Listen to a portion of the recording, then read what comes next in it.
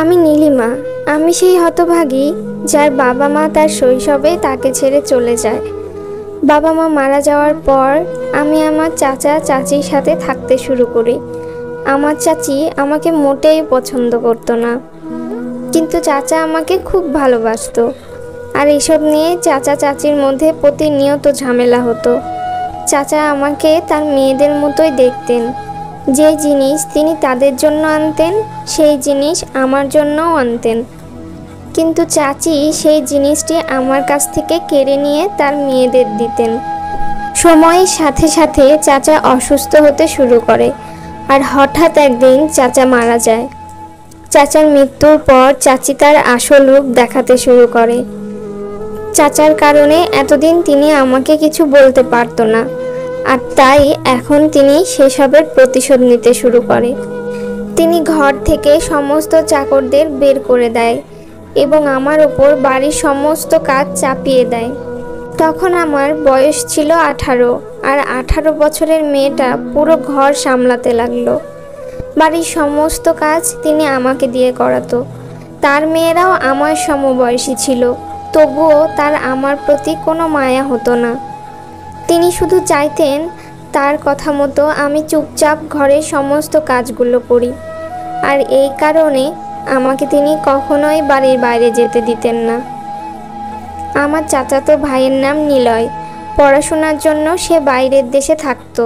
কিছুদিনের জন্য ছুটিতে সে বাড়িতে আসে, আর সে আমাকে দেখা মাত্রই পছন্দ করে ফেলে। আমিও মনে মনে নিলয়কে পছন্দ করতে শুরু করি, কিন্তু চাচি কোনোভাবে এসব কিছু মানতে পারছিল না। কেননা তিনি ছোটবেলা থেকে যে মেয়েটিকে ঘৃণা করে এসেছে সেই মেয়েটিকে তার ছেলের বউ করতে হবে, এটা তিনি কোনোভাবেই নিতে পারছিল না। কারণ তার ছেলের বিয়ে নিয়ে তার খুব স্বপ্ন ছিল। তিনি তার ছেলেকে একজন শিক্ষিত, সুন্দরী এবং ধনী পরিবারের মেয়ের সাথে বিয়ে করাতে চাইতেন। আর আমি তো গরিব, যার বাবা মা শৈশবেই মারা গিয়েছিলেন, তাই আমাকে বিয়ে করলে তারা কোনো সম্পত্তি পেতেন না, সেটা তিনি খুব ভালো করেই জানতেন। হ্যাঁ, তবে আমি খুব সুন্দরী ছিলাম, এত সুন্দর যে আমি নিজেই নিজেকে আয়নায় দেখলে অবাক হয়ে যেতাম। সত্যিই কি এটাই আমি? এই মুখ, এই চোখ, এই ঠোঁট, এই কালো ঘন চুল কি সত্যিই আমার? আমি কি সত্যিই এত সুন্দর? আর এটাই আমার মধ্যে এমন একটা গুণ ছিল যার কারণে যে কেউ আমাকে বিয়ে করতে রাজি হয়ে যেত। নিলয়ও আমার রূপে পাগল ছিল। সে তার মাকে তার মনের কথা জানিয়ে দিল। বিয়ে যদি করতে হয় তাহলে সে আমাকেই বিয়ে করবে, আর নয়তো সে তার জীবন শেষ করে দিবে। তার এসব কথা শুনে আমি সবসময় ভয়ে ভয়ে থাকতাম যে যদি নিলয়ের কিছু হয়ে যায় তবে চাচি সমস্ত দোষ আমার উপর চাপাবেন, আর তারপর আমি তো একা, আমার কি হবে? আমি সবসময় আল্লাহর কাছে প্রার্থনা করতাম যে আমার যেন দ্রুত অন্য কোথাও বিয়ে হয়ে যায়, যাতে এই জাহান্নাম থেকে মুক্তি পেতে পারি। কারণ আমি যে কোনো মূল্যে নিলয়ের সাথে বিয়ে করতে চাইতাম না। আমি এই বাড়ি থেকে অনেক দূরে চলে যেতে চাইতাম। প্রথমে চাচি এই সম্পর্কের জন্য মানা করেন, কিন্তু যখন নিলয় তার জেদ ধরে থাকলো তখন চাচি এই সম্পর্কের জন্য রাজি হলেন, আর একটি শর্ত দিলেন যে নিলয় আগে তার পড়াশোনা শেষ করবে, তারপর সে যা চাইবে তাই হবে। এটা বলে চাচি নিলয়কে আবার বিদেশ পাঠিয়ে দিল। নিলয়ও তার মায়ের দেওয়া শর্তটি মেনে নিয়ে বিদেশে চলে যায়। সময় ধীরে ধীরে কেটে গেল। কয়েক মাস পরেই নিলয়ের পড়াশোনা শেষ করে বাড়ি ফেরার কথা, আর এরই মধ্যে বাড়িতে আমার জন্য একটি বিয়ের সম্বন্ধ আসে। চাচি অবিলম্বে সেই সম্বন্ধে রাজি হয়ে যায় এবং 2 দিনের ভেতরেই আমার বিয়ের আয়োজনও সেরে ফেলে। আমিও মনে মনে এটা ভেবে খুশি হচ্ছিলাম যে এই বিয়ের মাধ্যমে আমি হয়তো চাচির এতদিনের অত্যাচার থেকে চিরতরে মুক্তি পাব। আর আমার শ্বশুরবাড়ির লোকেরাও অনেক ভালো ছিল। তারা বিয়েতে কোনো যৌতুক নেয়নি, বরং তারা আমার জন্য দামি জামা কাপড় এবং গহনা এনেছিল। মহল্লার সকল মহিলা বলা বলি করছিল, এই এতিম মেয়েটা সত্যি অনেক ভাগ্যবতী, তাই তো এত ভালো শ্বশুর বাড়ি পেল। এসব শুনে আমিও খুব খুশি হলাম যে আমার এত সুন্দর একটা পরিবারে বিয়ে হচ্ছে। আর তারা সকলে এতটা ভালো। বিয়ে সমস্ত নিয়ম অনুযায়ী সম্পন্ন হলো এবং বিদায় নিয়ে আমি আমার শ্বশুর বাড়িতে চলে এলাম। এত বড় বাড়ি আমি আগে কখনো দেখিনি। আমার ঘরটি ফুল দিয়ে সাজানো ছিল। আমি ঘোমটা দিয়ে বধূ সেজে আমার স্বামীর জন্য অপেক্ষা করছিলাম। কিছুক্ষণের মধ্যেই আমার স্বামী আকাশ রুমে প্রবেশ করলো। সে আমার কাছে আসায় আমার কেমন জানি অস্থির লাগতে শুরু করে। তখনই তিনি আমায় প্রশ্ন করেন, তুমি দেখতে কেমন? তুমি কি দেখতে সত্যি অনেক সুন্দর? এটা শুনে আমি অবাক হয়ে গেলাম এবং বললাম, তুমি নিজেই আমার ঘোমটাটি উঠিয়ে দেখে নাও আমি কেমন। আমার এই কথা শুনে সে খুব জোরে হাসতে থাকলো। তার এমন জোরে হাসা দেখে আমার খুব অদ্ভুত লাগলো। আমি ভাবতে লাগলাম, সে এভাবে কেন হাসছে আর আমার ঘোমটাটাই বা কেন তুলছে না। আমি নিজেই আমার ঘোমটাটা উঠিয়ে তার দিকে তাকালাম, কিন্তু সে তখনও সোজা সামনের দিকে তাকিয়ে আছে। সে যখন আমার দিকে একবারও ফিরে তাকাচ্ছিল না, তখন আমার মনটা ভেঙে গেল। আমি তাকে বললাম, আকাশ, তুমি কি আমার ওপর রাগ করেছ? তুমি কি এই বিয়েতে খুশি নাও? তুমি আমার দিকে তাকাচ্ছ না কেন? আমার কথা শুনে সে আবারও হাসতে থাকে। আমি কিছুই বুঝতে পারছিলাম না কেন সে এমনটা করছিল। তার এমন ব্যবহারে আমি মনে মনে ভাবতে লাগলাম, হয়তো সে অন্য কাউকে পছন্দ করত, অন্য কাউকে ভালোবেসেছিল। তার পরিবারের চাপে পড়ে আমাকে বিয়ে করতে বাধ্য হয়েছে হয়তো, তাই সে এমনটা করছে। আমি আকাশকে জিজ্ঞেস করি, তুমি কি অন্য কাউকে ভালোবাসতে? আকাশ আমার কথা শুনে আবারও হাসতে লাগলো। আমি শুধু তার দিকে তাকিয়ে ভাবতে থাকি, সে কেন আমার সাথে কোনো কথা না বলে এভাবে হাসতে থাকে। যদি সে আমাকে পছন্দ না করত, তাহলে সেটা আমাকে বিয়ের আগে বলতে পারত। তা না করে বিয়ের প্রথম রাতে তার এই অদ্ভুত আচরণে আমার হৃদয় ভেঙে চুরমার হয়ে যাচ্ছিল। আমি সর্বাত্মক চেষ্টা করেছি যাতে সে একটাবার আমার চেহারাটা দেখে, কারণ যদি সে আমার চেহারাটা দেখে তাহলে সে অবশ্যই আমার রূপের মায়ায় পড়ে তার অতীতের মেয়েটিকে ভুলে যাবে। কিন্তু সে আমার দিকে তাকায়নি। খুব কষ্ট হচ্ছিল আমার। আমি তো এখানে এই ভেবে এসেছিলাম যে আমি আমার স্বামী এবং আমার শ্বশুরবাড়ির লোকদের এত সেবা করব যাতে আমাকে আর কখনোই আমার অত্যাচারী চাচির কাছে ফিরে যেতে না হয়। কিন্তু বিয়ের প্রথম রাতেই আমার সাথে এসব কি হচ্ছে, কেন হচ্ছে, তার কোনো কারণ খুঁজে পাচ্ছিলাম না আমি। হঠাৎই আমার স্বামী আকাশ বলে ওঠে, আচ্ছা, আমি যে চোখে দেখতে পাই না এটা কি তুমি জানতে না? তোমাকে কেউ বলেনি? তখন আমি বললাম, আকাশ, এটা ঠাট্টা করার সময় না, আর আমি এই ধরনের রসিকতা মোটেই পছন্দ করি না। আমার কথা শুনে আকাশ আবারও হাসতে থাকে এবং সে বলে, দেখো নীলিমা, পৃথিবীটা বড়ই বেঈমান। এই পৃথিবীতে সুন্দর মানুষদেরকে সবাই খুব কদর করে, কিন্তু সেই একই ব্যক্তির মাঝে যদি কখনো সামান্যতম খুঁত পাওয়া যায়, তাহলে তখন পৃথিবীতে তার সেই কদরটাও হারিয়ে যায়। সবাই তার সাথে খুব খারাপ আচরণ করে। আমি জানি স্ত্রী হিসেবে বিয়ের প্রথম রাতে এই মুহূর্তে তুমি আমার কাছে অনেক কিছুই আশা করছো, কিন্তু আমি সেটা তোমায় দিতে পারছি না। তার জন্য তুমি হয়তো আমার উপর রাগ কিংবা অভিমানও করছো, অথচ আমি তোমার সেই রাগ বা অভিমান কোনোটাই চোখে দেখতে পারছি না। দেখো, আমি অন্যরকম মানুষ। আমি বাকি অন্যান্য পুরুষদের মতো না। আমি সবার কাছে শুনেছি যে তুমি খুবই সুন্দর, কিন্তু আমি অন্ধ হওয়ায় আজ স্বামী হয়েও তোমার সেই সৌন্দর্য দেখতে পারছি না।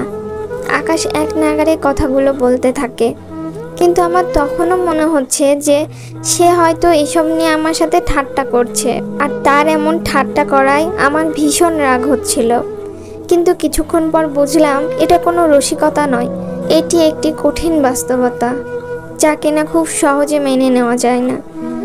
আমি আমার স্বামীকে নিজের চোখে দেখতে পারছি, অথচ সে কিনা আমায় দেখতে পারছিল না।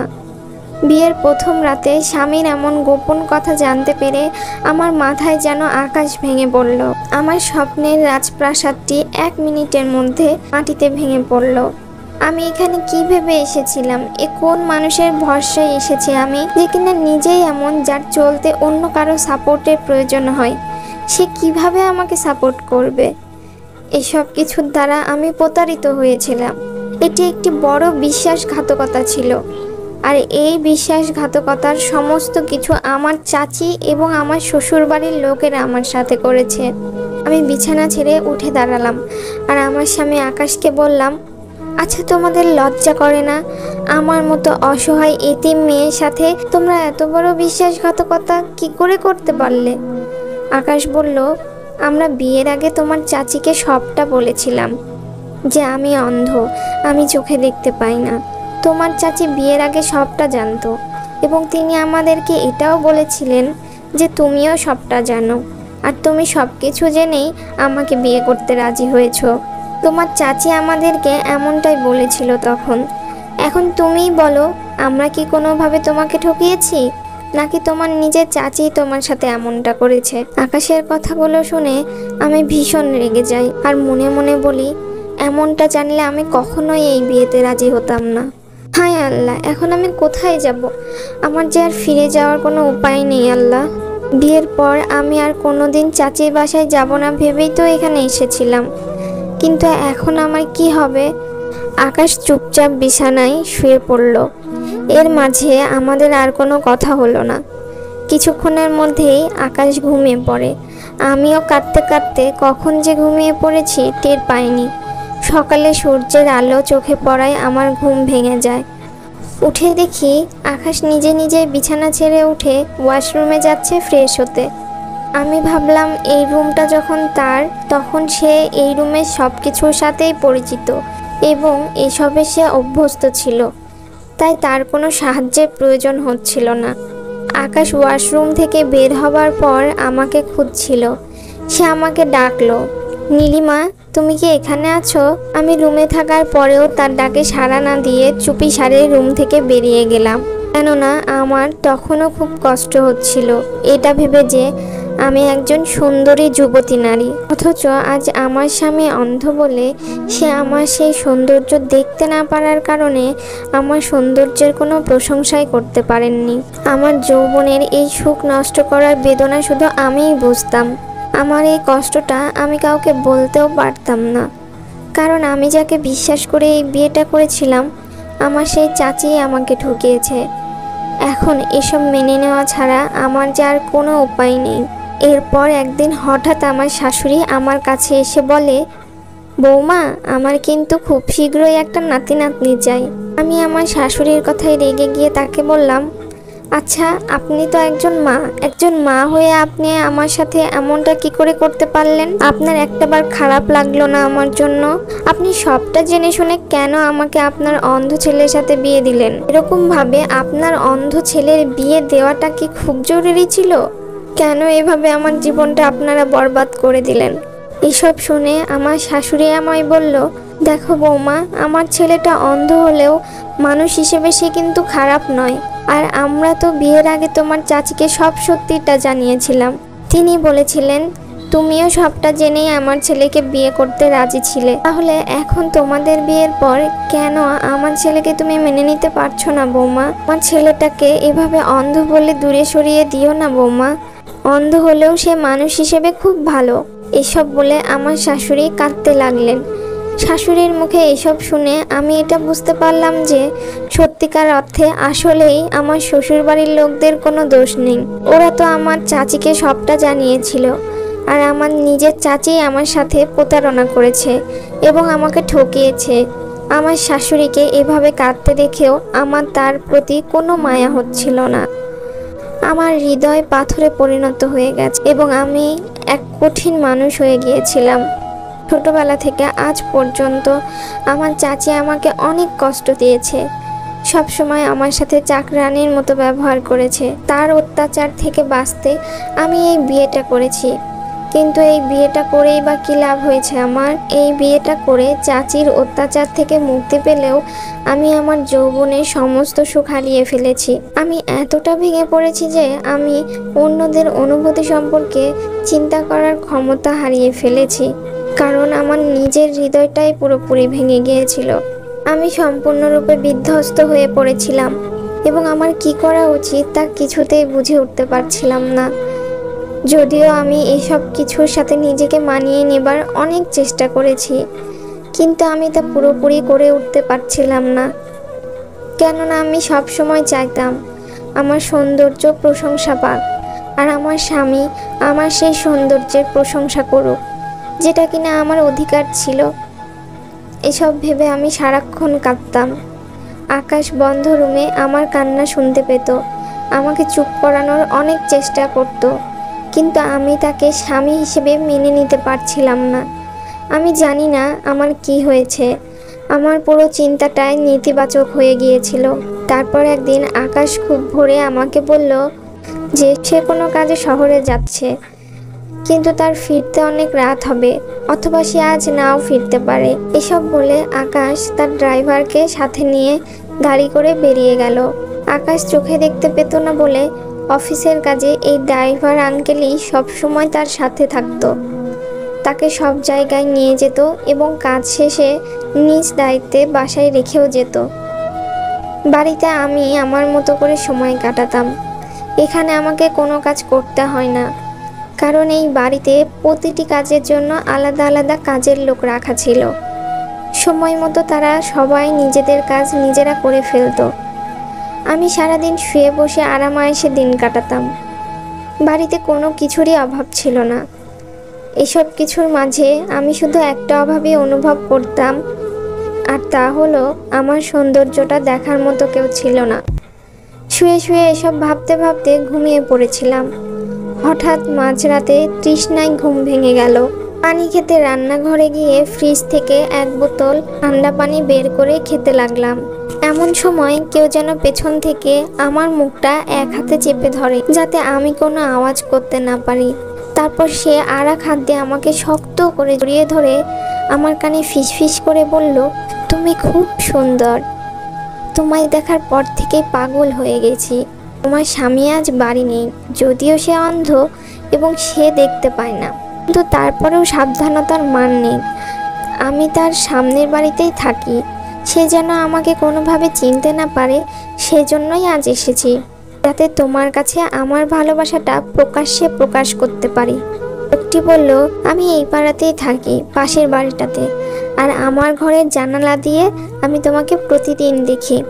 আমার খুবই খারাপ লাগে যে তোমার মতো এত সুন্দরী একটা মেয়ের সাথে এমন একজনের বিয়ে হয়েছে, যে কিনা তোমার সৌন্দর্যই দেখতে পারে না। তার কথায় আমি তার দিকে ঘুরিয়ে তাকালাম এবং দেখলাম সে মুখোশ পরে আছে। সে অপলক দৃষ্টিতে আমার দিকে তাকিয়েছিল। তার কথাগুলো শুনতে আমার খুব ভালো লাগছিল, কেননা আমিও এমন কিছুই শুনতে চাইতাম যা আমাকে খুশি করবে। আমি ইশারায় তাকে বললাম, আমাকে কথা বলতে দাও। সে তার হাতটি তখন আমার মুখ থেকে সরিয়ে নিল। আমি তাকে জিজ্ঞেস করলাম, তুমি কে? সে বলল, আমি তোমাকে ভালোবাসি। আমি তাকে বললাম, এখান থেকে চলে যাও, আমার স্বামী যে কোনো সময় আসতে পারে, আর সে যদি এসব জানতে পারে তাহলে খুব খারাপ হয়ে যাবে। লোকটি তখন বলল, তোমার স্বামী সম্পর্কে আমি সব কিছু জেনে এসেছি, আমার কাছে সম্পূর্ণ তথ্য আছে। তোমার স্বামী কালকে সকালের আগে অর্থাৎ আজকে রাতে আর আসছে না, কিন্তু বাড়িতে আমার শাশুড়ি ও কাজের লোকেরা থাকায় আমার ভীষণ ভয় হয়, সেজন্য আমি কোনো না কোনোভাবে তাকে সেখান থেকে তাড়িয়ে দিয়েছি। এরপর থেকে আকাশ যখনই কাজে বাহিরে যেত, সে একটি গোপন রাস্তা দিয়ে সবার চোখের আড়ালে মুখোশ পরে সোজা আমার রুমে চলে আসতো, আর আমরা দুজনে সারা রাত গল্প করতাম। তিনি আমার সৌন্দর্যের খুব প্রশংসা করতেন, আর আমি সেসব শুনে খুব খুশি হতাম। আমি তাকে অনেকবার মুখোশ খুলে তার মুখ দেখাতে বলেছি, কিন্তু তিনি বলেন সময় আসলেই তিনি দেখাবেন। ওর চোখ দুটো খুবই সুন্দর ছিল। তার মায়াবী চোখের দিকে তাকালে মনে হতো নিশ্চয় সে সুদর্শন ছেলে হবে, এবং তার কথাগুলো তার চোখের চেয়েও অনেক বেশি সুন্দর। তার কথায় এতটাই মায়া ছিল যে আমি তার প্রেমময় কথায় অভ্যস্ত হয়ে গিয়েছিলাম। সারাদিন আমাকে ফোন করে ভালোবাসার কথা বলতেন। আমার জীবনে যা কিছুর অভাব ছিল সেসব কিছু আমি এতদিনে পাচ্ছিলাম। এভাবেই দিনগুলো বেশ ভালোই কেটে যাচ্ছিল। আকাশের অনুপস্থিতিতে সে বাড়িতে আসতো। আমরা দুজনে ঘন্টার পর ঘন্টা গল্প করতাম, কিন্তু সে কখনো আমার সাথে কোনো রকমের কোনো খারাপ আচরণ করেনি। তার মুখটা সবসময় মুখোশে ঢাকা থাকতো। আমিও কখনো এমনটা মনে করিনি যে আমার রুমে কোনো অচেনা মানুষ আসবে, আর একদিন হয়তো সে আমার সাথে কোনো খারাপ কিছু করবে। সবশেষে একজন অপরিচিত ব্যক্তিকে আমি এতটা বিশ্বাস করে ফেলেছিলাম। অন্যদিকে আমার স্বামীকে নিয়ে আমি সেরকমভাবে ভাবতামই না। আমার স্বামীর তো সব আছে, সে কেবল তার চোখের দিক থেকে অন্ধ, কিন্তু তারও তো মন ছিল। এদিকে আমার আত্মা অন্ধ হয়ে গিয়েছিল। আমি নিজে কি করেছি তাও দেখতে পাচ্ছিলাম না। আমি নিজে কত বড় ভুল করছিলাম তা বুঝতে পারিনি। কিন্তু আমি কেন এইসব করছিলাম নিজেকে প্রশ্ন করিনি কখনো। একদিন রাতে আকাশ বাড়িতে না থাকায় আমরা দুজনে গল্প করছিলাম। হঠাৎ তখন নিচে থেকে আকাশের গাড়ির আওয়াজ শোনা যাচ্ছিল। আকাশের গাড়ির আওয়াজ শোনা মাত্র আমি খুব ঘাবড়ে যাই। এত তাড়াতাড়ি কিভাবে তাকে আমার রুম থেকে বাইরে বের করব। তারপর আমি কোনো উপায় না পেয়ে তাকে কোথাও একটা লুকিয়ে পড়তে বলি, কারণ আকাশ যে কোনো সময় ঘরের ভিতর চলে আসতে পারে। লোকটি বলল, তোমার ভয় পাবার কোনো কারণ নেই। তোমার স্বামী রুমে ঢোকার আগেই আমি আমার গোপন রাস্তা দিয়ে চলে যাব, কেউ টের পাবে না। এই বলে তিনি চলে গেলেন। কিছুক্ষণ পর আকাশ ভেতরে এলো। আমি কিছু বললাম না। সে এসে রুমের লাইটটা নিভিয়ে দিল। এরপর আমি আমার বিছানায় শুয়ে পড়লাম। সে চোখ বন্ধ করে ঘুমানোর চেষ্টা করলো, কিন্তু কিছুক্ষণ পর বুঝলাম আকাশ ঘুমাচ্ছে না, বরং সে বসে আছে। তারপর হঠাৎ আকাশ বলল, নীলিমা, তুমি কি জানো যে আমার বাবাও অন্ধ ছিলেন, আর আমার মা খুব সুন্দরী ছিলেন। পরিবারের চাপে আমার মা আমার বাবাকে বিয়ে করেছিল, কিন্তু তাদের মধ্যে সবসময় একটি শূন্যতা ছিল। আর তা হবে নাই বা কেন? আমার মায়ের মতো এত সুন্দরী রূপসী নারীকে আমার বাবার মতো একজন অন্ধ মানুষের সাথে জীবন কাটাতে হয়েছিল। কিন্তু আমার জন্মের পর আমার মা তাদের সংসারে সবেমাত্র মন দিয়েছিল, তবে তারপরেও সে পুরোপুরিভাবে তার মন স্থির করতে পারেননি, আর তাই তিনি অন্য কোথাও তার মনটাকে হারিয়ে ফেলে। আমার বাবা যখন বাড়িতে থাকতো না, তখন আমার মা অপরিচিত এক ব্যক্তিকে আমাদের বাড়িতে নিয়ে আসতেন। আমার মা তার সাথে গল্প করে সময় কাটাতেন। আমি পাশের রুম থেকে সমস্ত কিছু শুনতে পেতাম, কিন্তু আমি কিছু বলতাম না। আকাশের এই কথাগুলো শুনে আমার খুব খারাপ লাগছিল এবং তার সাথে খুব ভয় লাগছিল। এমন মনে হচ্ছিল যেন ভয়ে আমার জানটাই বেরিয়ে আসবে। আমি ভেবেছিলাম এটি তো আমারই গল্প যা আমাকে বলা হচ্ছে, অর্থাৎ আমার শাশুড়ির সাথেও একই অন্যায় ঘটেছিল এবং আমার শাশুড়ি আমার সাথে সেই একই অন্যায় করেছেন। জানি না কেন আমি অনুভব করলাম যে আমার শাশুড়ি তার ব্যর্থতার প্রতিশোধ আমার উপর নিয়েছেন। আকাশ আবার কথা বলতে শুরু করে। আমি তার কথাগুলো শুনতে লাগলাম। সে বলল, আমার কোনো ভয় ছিল না। আমার শৈশব পুরোপুরি ধ্বংস হয়ে গিয়েছিল, এমনকি আমার কৈশোরও চলে গেল এবং তারপর আমার যৌবন এলো। কিন্তু সেই ব্যক্তি জানি না হঠাৎ করে কোথায় চলে গেলেন। তারপর আমি এবং আমার মা থাকতাম, আর আমার মা এরপর আর কোনো সন্তান জন্ম দেবার চেষ্টা করেননি। এর মধ্যেই আমার বাবা এই পৃথিবী থেকে চলে গেলেন। আমার বাবা কখনো জানতেই পারলেন না যে তার আড়ালে আমাদের বাড়িতে আমার মায়ের কাছে অন্য কেউ আসতেন এবং তার স্ত্রীর সাথে কথা বলতেন আর একসাথে সময় কাটাতেন। আমার মা এতটাই সাহসী হয়ে উঠেছিলেন, আমার বাবা বাড়িতে থাকলেও তাদের কিছুই যায় আসতো না। সেই ব্যক্তি আমার বাবার সামনেও বাড়িতে আসতেন। আমার মা তার সাথে গল্প করার জন্য তাকে তখন অন্য ঘরে নিয়ে যেতেন, আর আমি তাদের কথার আওয়াজ দূর থেকে শুনতাম। কিন্তু আমার বাবা যেহেতু অন্ধ ছিলেন, তাই তিনি এসব কিছুই দেখতে পেতেন না। সেই সময়ে আমি এটুকু জানতাম যে তিনি আমার মায়ের কোনো দুঃসম্পর্কের আত্মীয় ছিলেন, যিনি আমার মাকে খুব ভালোবাসতেন। আমার বাবার জন্য আমার খুব দুঃখ হতো, কিন্তু আমি তাকে কিছু বলতে পারতাম না। নীলিমা, তুমি জানো, আমি জন্মগত অন্ধ ছিলাম না। আমি শৈশবে দেখতে পেতাম, আর আমি আমার মায়ের এই সমস্ত কাজ দেখতে পেতাম। ধীরে ধীরে আমার চোখের আলো চলে যেতে থাকলো, কারণ এই অন্ধত্ব আমি আমার বাবার উত্তরাধিকার সূত্রে পেয়েছি। আমি যখন কৈশোরে পৌঁছালাম, তখন আমি পুরোপুরি অন্ধ হয়ে গেলাম। তবে এতে আমি খুশি ছিলাম যে আমার মায়ের এ ধরনের কাজ আমাকে আর দেখতে হবে না। তারপর হঠাৎ একদিন আমি অনুভব করলাম আমার মায়ের এসব কাজ বন্ধ করা উচিত। কেন আমি অন্যজনের কারণে আমার জীবনে অন্ধকার নিয়ে আসব এবং আমার জীবন নষ্ট করব? তারপর আমি আমার চিকিৎসা শুরু করলাম। আর জানো তো, বিয়ের রাতে যখন প্রথমবার আমি তোমাকে দেখলাম, আমি তোমার সৌন্দর্য দেখে মুগ্ধ হয়েছিলাম। এটা বলতেই আকাশ চুপ হয়ে গেল। তার কথাগুলো শুনে আমার মনে হলো যেন আমার ওপর আকাশ ভেঙে পড়েছে। আমার পা থেকে মাটি সরে গেল। আকাশ বলল, নীলিমা, তোমার সেই মুখোশধারী লোকটি আর কেউ নয়, আমিই ছিলাম। তার কথা শুনে আমার মাথা ঘুরতে লাগলো। আমার সাথে কি ঘটছে? আমি কিচ্ছু ভেবে পাচ্ছিলাম না যে আমি আমার ভাগ্য নিয়ে কিভাবে দুঃখ প্রকাশ করব। আমার কিছুই মাথায় আসছিল না। আমি তাকে জিজ্ঞেস করলাম, তুমি কেন আমার সাথে এমনটা করলে? আকাশ উঠে গিয়ে ঘরের লাইটটা জ্বালালো। তারপর সে তার ড্রয়ার থেকে মুখোশটি বের করে মুখে লাগালো। আমি দেখলাম এটা সেই ব্যক্তি যিনি প্রতিদিন আমার সাথে দেখা করতে আসতো। আমি আমার স্বামীর প্রতি এতটাই ঘৃণা করেছিলাম যে আমি কখনো তার দিকে একটু ভালোভাবে তাকাইও নি, এমনকি আমি তার চোখও চিনতে পারিনি।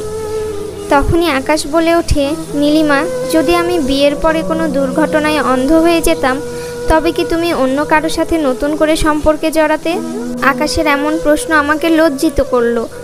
আমার কিছুই বলার ছিল না। আমার শুধু মনে হচ্ছিল যেন মাটি ফেটে দুভাগ হয়ে যায় আর আমি তার ভেতরে মিশে যাই। আমি কিভাবে সেই মুখোশধারীর প্রেমে পড়ে গিয়েছিলাম, যে কিনা আমার স্বামীরই অন্য রূপ ছিল মাত্র। আর এখন আমি কোথায় যাব আমি কিছুই বুঝতে পারছিলাম না। এরপর আকাশ বলল, নীলিমা, আমি তোমার উপর রাগ করছি না। আমি আসলে পরিস্থিতির শিকার ছিলাম, যে কিনা তার নিজের মাকে প্রতারণা করতে দেখেছিল তার বাবার সাথে। আমি তার শাস্তি একটি নিরীহ মেয়েকে দিতে চেয়েছিলাম। আমি তোমাকে পরীক্ষা করতে চেয়েছিলাম, কিন্তু আজ আমি বুঝতে পারছি আমি কতটা ভুল করেছি। আমি তোমাকে ক্ষমা করি, কারণ আমি তোমার চরিত্র সম্পর্কে জেনে গেছি যে তুমি শুধু একজন অপরিচিত ব্যক্তির সাথে কথা বলেছ মাত্র। তুমি চাইলে অনেক কিছু করতে পারতে একাকিত্বে, কিন্তু তুমি সীমা অতিক্রম করনি। আর আমি সেটা বুঝতে পেরেছি। তোমার শুধু মধুর কথার প্রয়োজন ছিল, যা আমি তোমাকে কোনো কারণে দিতে পারিনি। তোমার মধ্যে কোনো খারাপ কিছু ছিল না, বরং তোমার মধ্যে একটি অভাববোধ ছিল। নীলিমা, আমি তোমাকে কি ক্ষমা করব? আমি তো সেই সবের যোগ্যই নই। তার চেয়ে বরং তুমি আমাকে ক্ষমা করো। আমার সাহস নেই যে আমি তোমার কাছে ক্ষমা চাইব। আমি তোমার কাছে ক্ষমা চাওয়ার মতো সাহস করে উঠতে পারছি না, কারণ ভুলটা আমি করেছি, তুমি নও। আমি তোমাকে অযথা ঝামেলায় ফেলেছি এবং তোমার পরীক্ষা নিয়েছি। তুমি যে মোটেই এসবে প্রাপ্য ছিলে না। আকাশের এই কথাগুলো শুনে আমি কাঁদতে কাঁদতে তার গলায় ঝুলে গেলাম এবং বললাম, আমি তোমায় ক্ষমা করেছি, আর তুমিও আমায় ক্ষমা করো। বন্ধুরা, আমাদের গল্পটি নিশ্চয়ই আপনাদের ভালো লেগেছে। গল্পটি ভালো লেগে থাকলে অবশ্যই ভিডিওটিতে লাইক দিন আর চ্যানেলটি সাবস্ক্রাইব করুন। এতক্ষণ অবধি আমাদের সাথে থাকার জন্য ধন্যবাদ সবাইকে।